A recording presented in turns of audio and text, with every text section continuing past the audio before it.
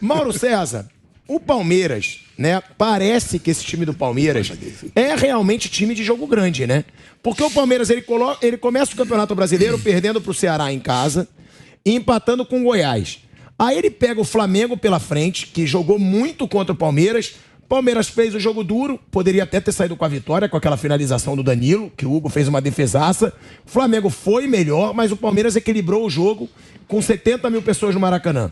Hoje, um clássico regional de novo, goleada do Palmeiras, com grandes atuações sempre. Rafael Veiga, 2 assistências, Dudu fazendo golaço, Zé Rafael jogando muito, Gustavo Gomes, que já é aí um dos zagueiros que mais gols fez no Palmeiras, que a gente vai falar sobre isso também. É um time de jogo grande, né, Mauro? Esse Palmeiras cresce em jogo grande.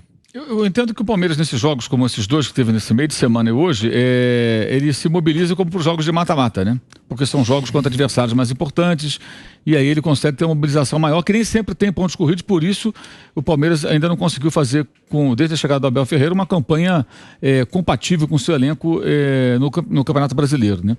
E no jogo de hoje, eu acho que ficou bem claro. Por exemplo, o Palmeiras está num grupo muito fácil na Libertadores, vai enfrentar o adversário que em tese é o mais difícil, que é o Emelec, na quarta-feira, fora de casa.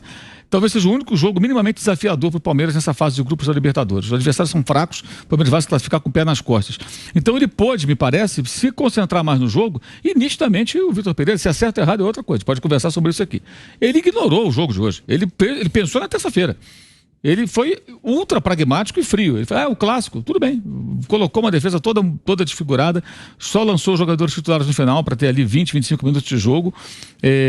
O Paulinho jogando, talvez seja até porque não vai jogar terça-feira, né? A saída do Maicon é porque vai jogar terça-feira. Na cara isso aí. Pode anotar e pegar a escalação que vai sair 1 hora antes do jogo contra o Boca.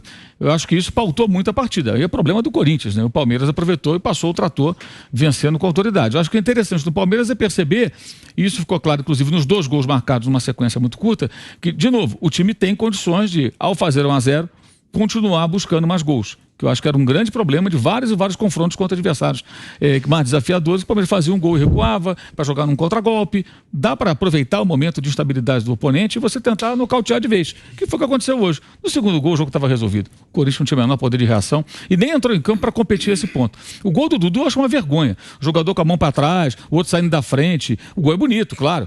O Dudu é ótimo. Eu admiro demais o futebol dele. Mas não foi marcado, não foi combatido, não teve disputa. Simplesmente ele foi desfilando no gramado e bateu a bola no cantinho.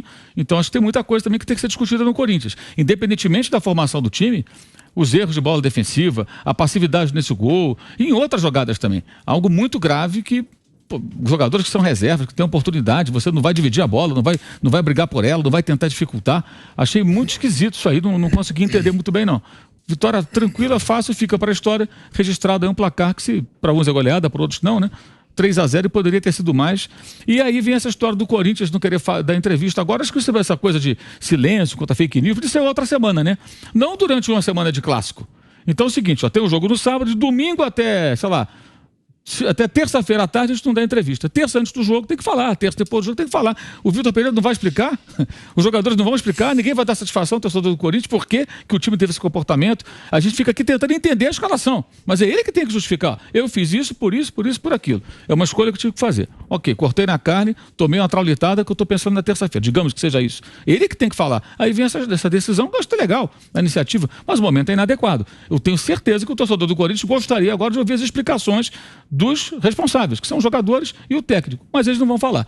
Quando chegar na terça-feira, sei lá quanto que eles vão falar, aí já é outro assunto, aí já é o Boca, aí já é Libertadores, passou, e fica aí uma pendência, porque a entrevista é para dar satisfação para o torcedor, isso tem que ficar bem claro, não é para jornalista. O cara vai lá falar para dar explicação para o torcedor do clube, ele quer saber o porquê das escolhas, e hoje as perguntas seriam importantes e muitas, porque várias delas vão ficar sem respostas até pelo menos a semana que vem. Piperno, eu falei sobre esses números, sobre essa situação do Palmeiras em jogo grande, sem nem ter visto que isso estava aqui na pauta, e realmente são números impressionantes. O Palmeiras em jogos grandes na temporada, ele tem 7 vitórias, 2 empates e só 1 derrota nos jogos grandes na temporada. Se você pegar o jogo contra o Chelsea, são 2, porque é o São Paulo, aquela derrota no primeiro jogo, e também a do Chelsea. Só que o Chelsea foi empate. Depois ele leva o gol na prorrogação. Agora tem Palmeiras 1, Santos 0, São Paulo 0, Palmeiras 1, Palmeiras 2, Corinthians 1, Palmeiras 2, 1, Bragantino, São Paulo 3, o Palmeiras 1. Aí foi essa derrota. Palmeiras 4-0 no São Paulo, 2-2 contra o Atlético Paranaense, 2-0 no Atlético Paranaense, 0-0 com o Flamengo e agora 3-0 no Corinthians.